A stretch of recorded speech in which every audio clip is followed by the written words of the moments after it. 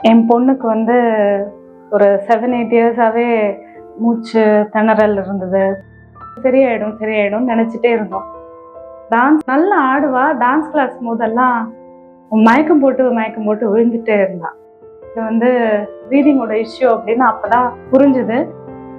அது ஒரு பக்கமா அவளுக்கு மூச்சு ரொம்ப திணற ஆரம்பிச்சிருது. ENT டாக்டர் வந்து டாக்டர் கார்த்திக் ராமோட சேர்த்து எங்களை அவங்க அறிமுகப்படுத்தினாங்க.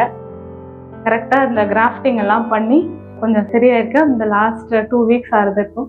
இப்போ நான் பார்க்கறது என்னன்னா, கொஞ்சம் ஸ்னோரிங் எல்லாம் நைட்டு கம்மியாயிருக்கு. கொஞ்சம் விருப்பப்பட்டு சாப்பிட்றா. அதெல்லாம் தான் முன்னேற்றம் பார்க்குறோம். இன்னும் நல்லபடியாக சரியாயிட்டு நல்லா வரணும், பழையபடி சிரிச்ச முகமா பேசணும் அப்படின்னு நினைக்கிறேன்.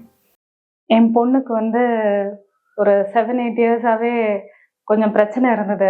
மூச்சு திணறல் இருந்தது, மூச்சு வாங்குறது அப்படின்னு சொல்லுவா.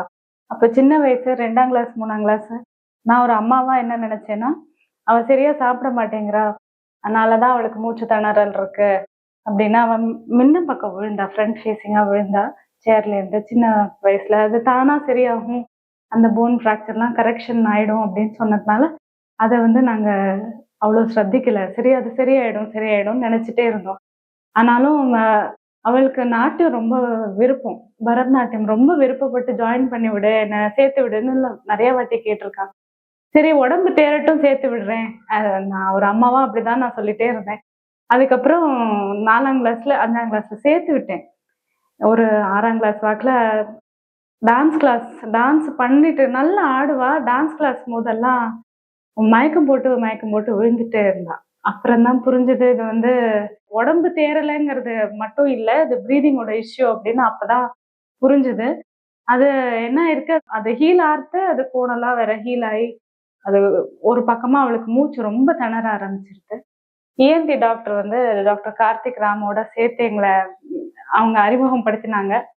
படுத்திட்டு போன வருஷம் இவளுக்கு டான்சில்ஸ் அந்த அடினாய்டு எல்லாம் எடுத்தோம். அதுல ரொம்ப பெரிய முன்னேற்றம் இல்லைன்னா சொல்லிட்டே தான் அவங்க பண்ணாங்க. இந்த மாதிரி இந்த இதனால கொஞ்சம் தான் உடம்பு தேரும், ரொம்பலாம் தேராது. இது கரெக்டா இந்த கிராஃப்டிங் எல்லாம் பண்ணி இப்போ அவளை கொஞ்சம் சரியாயிருக்கு. இந்த லாஸ்ட் 2 வீக்ஸ் ஆகுதுக்கும். இப்போ நான் பார்க்கறது என்னன்னா, கொஞ்சம் ஸ்னோரிங் எல்லாம் நைட்டு கம்மியாயிருக்கு. கொஞ்சம் விருப்பப்பட்டு சாப்பிட்றா. அதெல்லாம் தான் முன்னேற்றம் பார்க்குறோம்.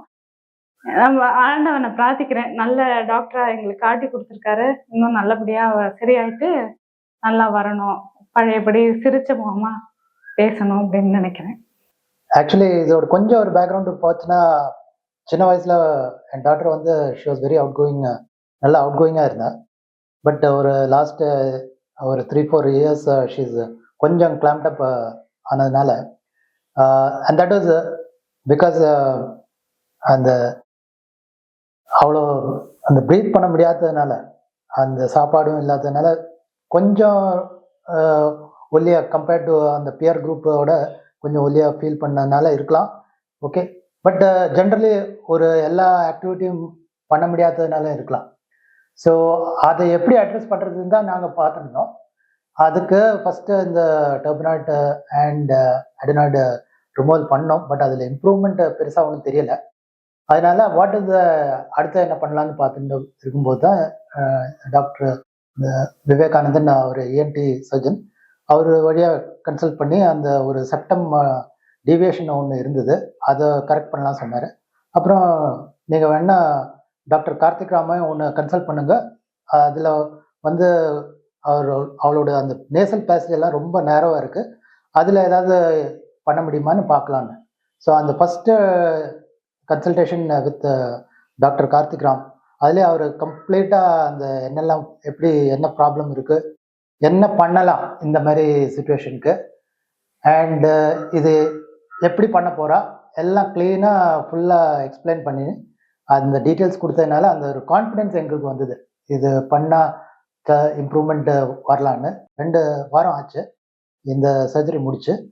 அவள் இப்போ கொஞ்சம் we are seeing that கொஞ்சம் அந்த டிஃப்ரென்ஸு கொஞ்சம் கூட பெட்டராக ப்ரீத் பண்ண முடியறதுன்னு சொல்கிறா. அண்ட் ஃபுட் இன்டேக் எல்லாம் இம்ப்ரூவ் ஆச்சுன்னா இது we are very confident that her health also overall will improve and she will also gain that self confidence.